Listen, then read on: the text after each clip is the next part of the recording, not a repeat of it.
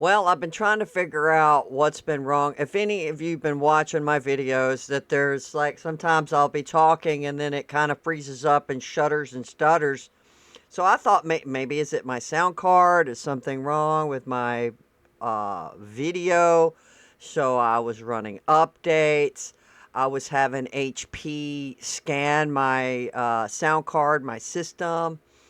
I did clean out. I've been doing all kinds of stuff for the last 2 weeks, and look, it might even happen while I'm talking now. So I'm finally like, well, could it be my OBS? So I go to OBS and I'm looking at people's comments because we did have an update. Gosh, maybe it's been 2 weeks or so, whatever. But I'm thinking it did correlate with the update. I could be wrong because, I get busy. I don't know. Just all of a sudden things started going crazy with my recordings and it never happened before. This person today at 4:54 a.m., wow. I don't know what part of the country they're in or where they're at, but that's pretty early, but that's probably my time. Anyway, this person says, I've been having some issues while recording with OBS. My video keeps lagging and shuddering a lot, even when I'm just recording simple scenes. Sometimes it freezes for a second and then continues. That's exactly what's been happening with mine. So I was concerned that it was my computer. Was I going to have to take it in and get it I mean, this computer I have now, I got it for Christmas last year. I mean, it's not the most expensive computer. It's a Hewlett Packard. I mean, it's nice. Um and it's one solid. It's not the tower on the side. I can't afford all that. Maybe one day I can get the ultimate system, but till then, this is fine. I'm happy with what I have. So I was thinking I would have to go and get it cleaned. Maybe I needed new thermal paste. I don't know. I mean, I'm on this computer a lot. I mean, I thought, well, that years of using the computer, would I need to go and have this done? So finally, I'm like, I'm going to go straight to OBS. I'm going to see if anybody else is having these problems. And apparently they are. So in advance, I apologize. And I do try to watch for it. So I'll stop talking while I'm recording to try to minimize the annoyance, but it has been inconvenient, and I do apologize for that. But hopefully, OBS, and it's a free download for OBS for streamers. I mean, I can't complain too much that hey, I've got this free thing here I'm using to stream with. Or just basically record. So, how much can I be fussing about it? But anyway, this is what's been happening, and hopefully OBS will take care of it. But for today, here we go. Let's see. We have we have here an indictment in New York. Letitia James. Now, Letitia James, for all intents and purposes, well, she is a Democrat, and she seems to be far left as well. My question is this revenge from the Trump administration to go after her? Because she basically, what she's been indicted for is pretty much the same thing they went after Trump. You said one thing on a property about its being a value, and you did another, and blah, blah, blah, blah, blah, blah, right? Well, she has bought a couple of properties, and she put down that it's her permanent residence. It's her residence. But she's been renting them out. And she's in New York, and she has a house in Virginia. It's like, what's going on here? Somebody said, well, everybody does this. No, really? Who's everybody? I don't know. I want to know, and if there is a lot of people doing this, I'm sure they're gonna find them. Another question is, do you think that she was pressured? Now, this is an interesting thing that I just came into my mind. She was pressured by the Biden administration and by the left to go after Trump in New York and cause all this havoc for Trump.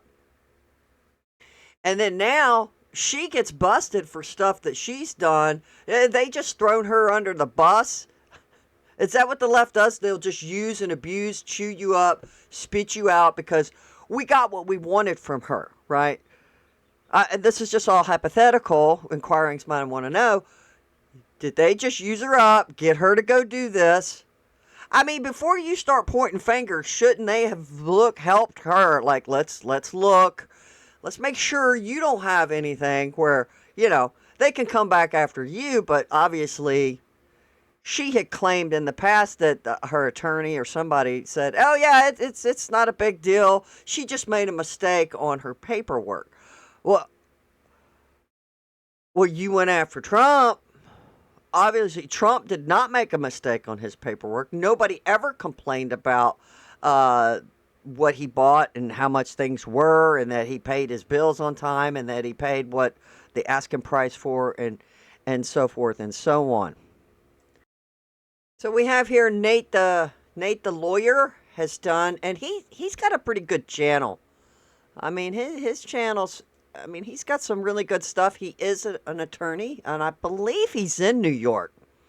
But he's going to go over this, and I thought he did a really good job on explaining, and he's going to show the documents from the filing for the indictment fraud.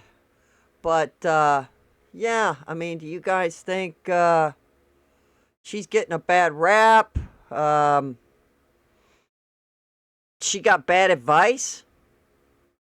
I mean, with her being an attorney general in New York, it would seem like she should have had an attorney just go over her any kind of filing if she's buying a house in another state and then claiming that it's her residence. I'm just really curious. Any realtors out there have any opinion on this? Let us know in the comments.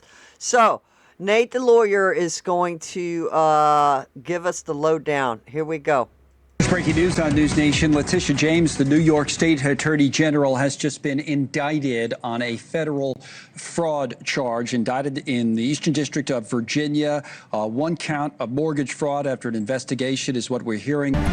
We are following this breaking news. The clerk of the Court of Eastern Virginia says a grand jury has indicted New York Attorney General Letitia James. I understand we have some legal breaking news.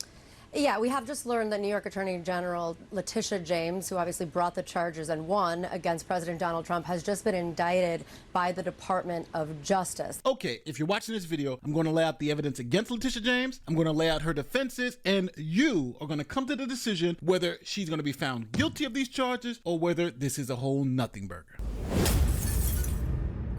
I don't know. I'm thinking it's a something burger, and it might be a Big Mac because obviously a grand jury indicted her, so there is some evidence to pursue this. But she did on several properties. So I guess if you made this is just my simple little mind thinking this. So if she's got several properties, which we're going to find out more about this, right? So if she let's just say hypothetically she has a couple of different properties and every one of them she put the same thing, right? Wouldn't you think, okay, so you made a mistake on one, but you did this a couple of times? I mean, I don't know, people. Let's see. Now, here's a quick message from the sponsor of this video, Crypto.com. Let's be clear, cryptocurrency isn't coming. It's already here. And the madness. Okay, so first let's start off with the indictment. We got one count of bank fraud in violation of 18 U.S.C. Section 1344, and count 2 are false statements to a financial institution in violation of 18 U.S.C. Section 1014. Now, in this document, the federal government is alleging that Letitia James committed a specific type of mortgage fraud, known as occupancy fraud. Video about occupancy fraud because it's the number one fraud in the mortgage industry. This means people will say that they're going to live in a home so they can get the primary residence interest rate, which is much lower than the investment property interest rate. But really their intention is to rent it out. Also, on a primary residence, you can get that loan with a much smaller down payment, sometimes as little as 5% down. Dang. Whereas on a rental property, you need 20% down or more. So people will, shocker, lie. And that's a fraud. And that's a big deal. This is what underwriting is for. Our underwriters, everybody's underwriters are looking for any kind of fraud. And it's enough that it's the number one fraud in the industry, and it's enough that it's something that it's always looked for. Now, the government shows some exhibits to prove its case. First, this specific power of attorney signed on the 17th day of August 2023 by Letitia James. And to make sure this was Letitia James, this was notarized with 2 witnesses. Now, shockingly enough, those 2 witnesses actually worked in the Attorney General's office of the city of New York, which is unbelievable. And this document states, quote, "I hereby declare that I intend to occupy this property as my principal residence." What property are we talking about? We're talking about the purchase of the property known as 604 Sterling, Norfolk, Virginia, 23505. Then the government provides Exhibit B, which is the deed of trust. Now, when you look at page 6 of 11, it defines what occupancy means. 6 of the deed of trust deals with occupancy. And here's what you're actually committing to. Borrower shall occupy, establish, and use the property as the borrower's principal residence within 60 days after execution of this security instrument, and shall continue to occupy the property as borrower's principal residence for at least 1 year after the date of occupancy. And then here's the crucial part. Unless lender otherwise agrees in writing, which consent shall not be unreasonably withheld, or unless extenuating circumstances exist which are beyond the borrower's control. Now, just to break this down, if I don't think there was extenuating circumstances here. She never lived there. And I had no idea this was widespread. So people who are buying rental properties, I will do some investigation. I know a realtor here where I live. I will call her and I will ask her about this.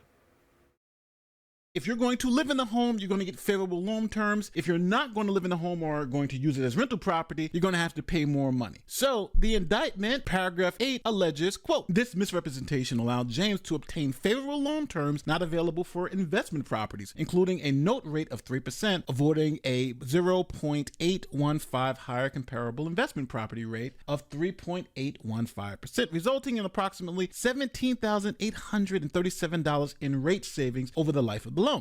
What a savings! She couldn't pass that up. Seller credit of approximately $3,288, exceeding the seller credit for investment properties by approximately $1,096, for a total ill-gotten gains of approximately $18,933 over the life of the loan. Now, one thing that usually hampers a fraud case is that you have to intend to commit the fraud. It can't just be by an accident. And the government has some real interesting evidence that this was no accident. This was fraud. For instance, the government said in paragraph 9 that James' universal property application for homeowners insurance indicated owner-occupied non-seasonal use, further misrepresenting the intended use of the property, essentially making it seem like she was going to live there when she wasn't. Now, paragraph 10 shows you how dumb the New York AG was, because remember... I mean, look, she's an AG in New York. She buys property in Norfolk. Look, I'm from Hampton, Virginia. She buys property in Norfolk and says it's her permanent residence. So what? Can she just via Zoom every day, or does she have to jump on a plane to fly to New York or drive? What's going on here? Why wasn't that red flagged? I'm just asking questions here. Remember, she couldn't rent out the property because if she did rent out the property, she would have to pay a higher loan rate. So she said that she wasn't going to rent out the property and she was going to live there herself. But then on her own tax filing, she said that she got thousands of dollars of rent received from the property and even claimed deductions for expenses related to the property. Oh my God. So she did right there, right? She claimed the money that she was making for rental for taxes. Oh my God.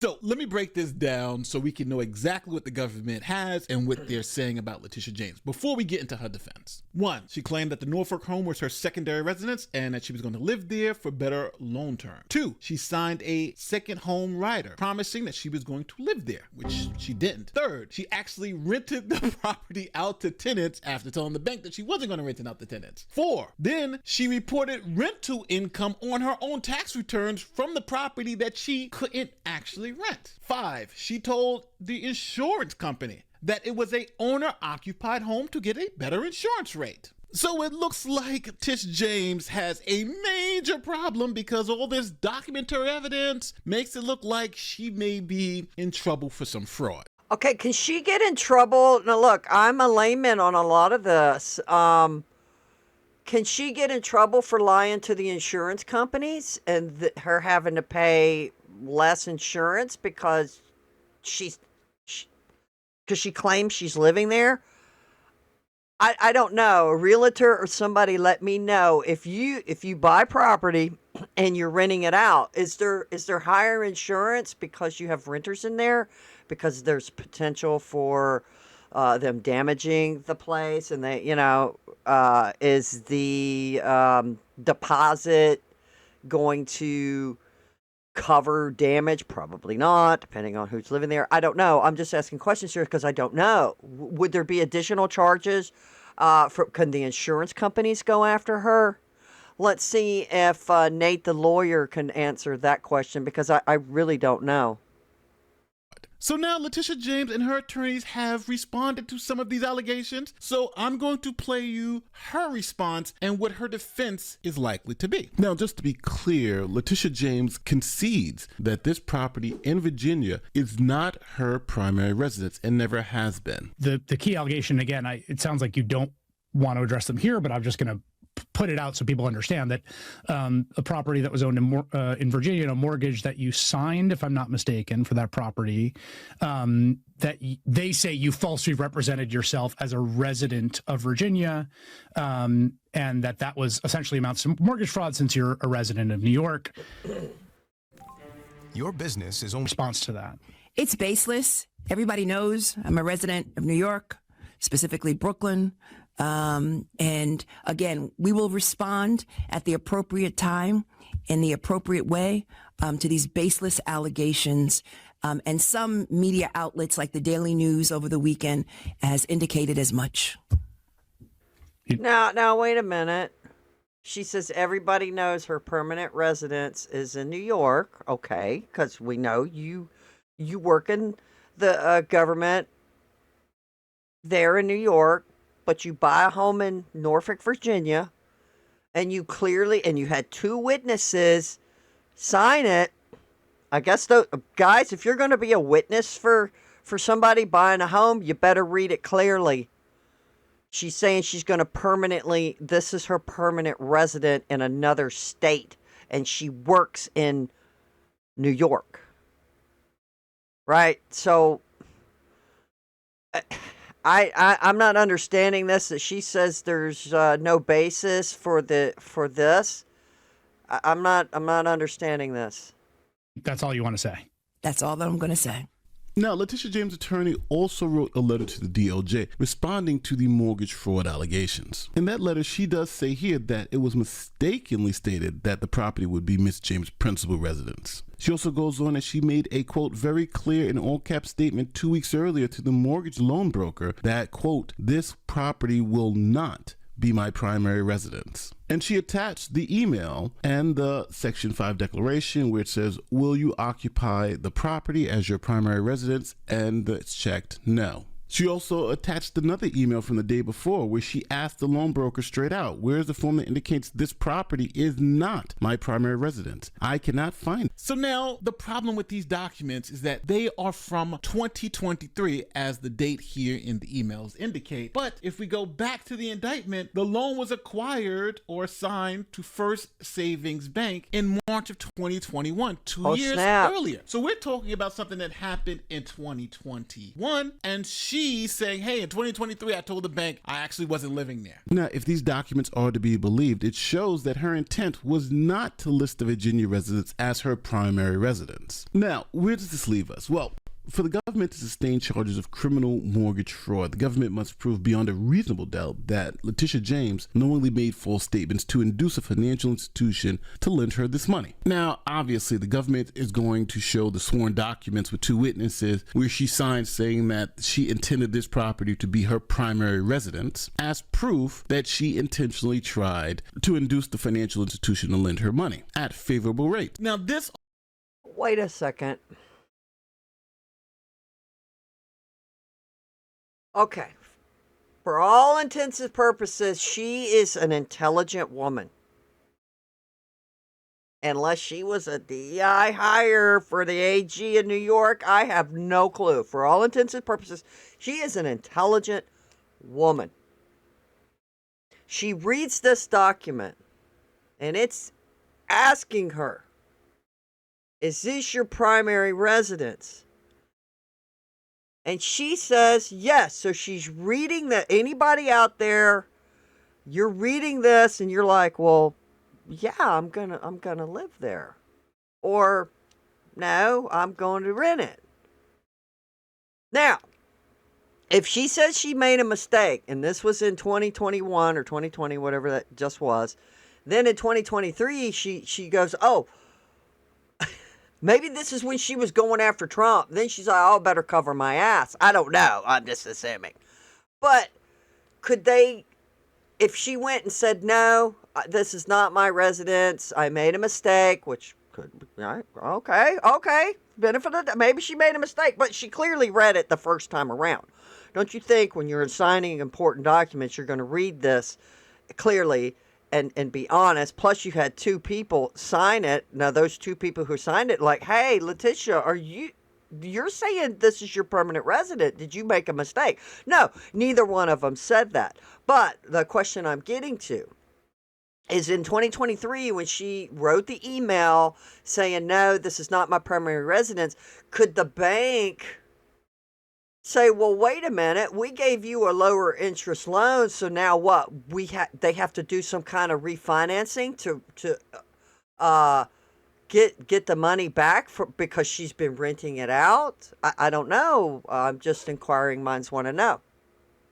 Along with the other evidence in the document, clearly is enough to establish probable cause that a crime had been committed and that Letitia James is the one that committed this particular crime. But when looking at the full context, you do have these other declarations that clearly show that Letitia James made it very clear that she didn't want to even make it seem that she lived in the property in Virginia. Quote, will you occupy the property as your primary residence? She checked no. Then she even sent an email to the loan broker who was putting together the paperwork to also say, where's the form that indicates that property is not my primary residence? I can't find it. Now remember, the government's burden here is beyond a reasonable doubt, and you have to demonstrate that this was willful misconduct. Tish James is going to claim this was a mistake. I didn't intend to defraud anyone, even with all this evidence the government has presented. Now why is that important? Because if this is generally just a mistake where you have all these conflicting documents, then you will not be able to prove the willful misconduct piece of it, and she would not be able to be convicted.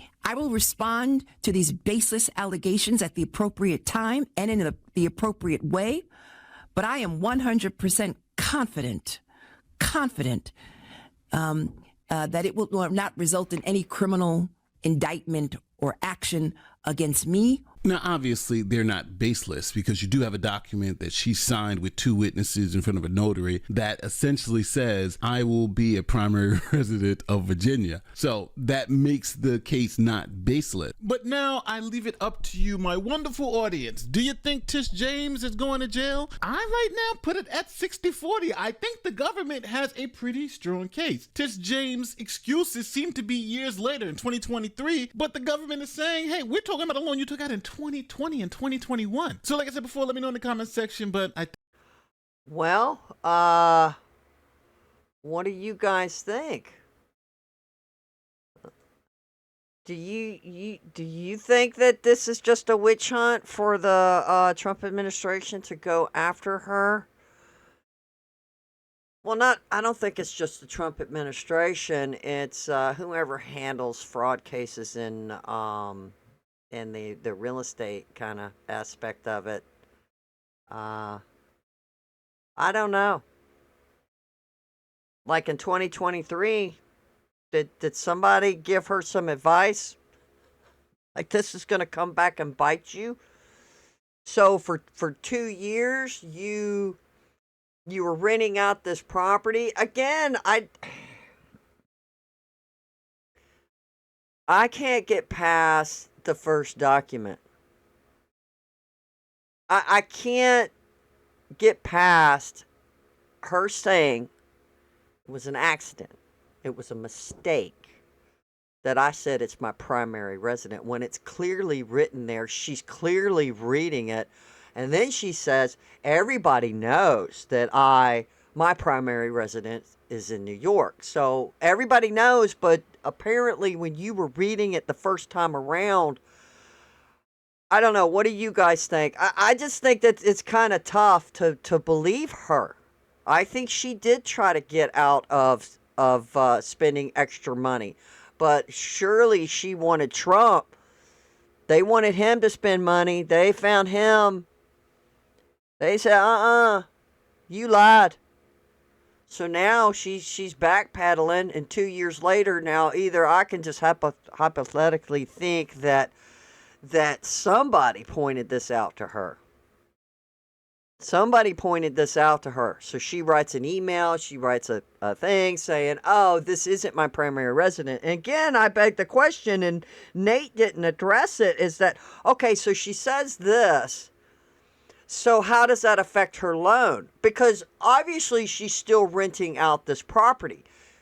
And she got a low interest loan, like if anybody else, if we went and did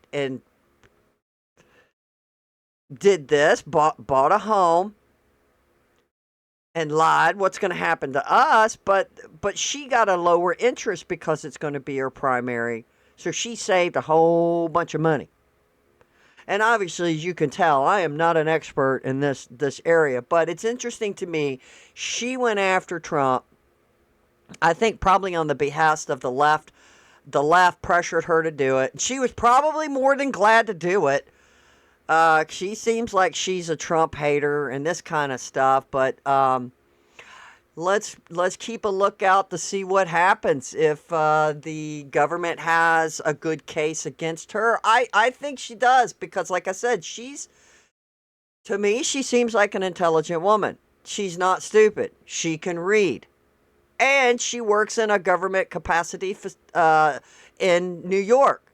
And she is buying a home in Norfolk, Virginia. And we saw the documents. She clearly was saying that this is going to be her home. Let's see what this is. I don't know if he puts up the document where she. Okay, here it is. Why is it blurry? Okay, so she puts up this document is saying that it's going to be her permanent resident, and you had two people sign this. How can this be? Oh, this was a mistake. I just read it wrong. I don't know about y'all, but I'm like really reading stuff, and you know, hey, I'm not the sharpest tool in the shed, but guys, if you are purchasing something, especially a house, that's a big purchase for a lot of Americans. You are going to really read it. At least I would hope most Americans out there are being honest. And plus, you read it. You clearly see what it says. Are you going to rent this out, or are you going to live here? Because it's the difference between a percentage of the payment, and you could save a ton of money if you just say you live there, and then you just turn around and rent it out. This is wrong. Well, anyway, you decide. There you go.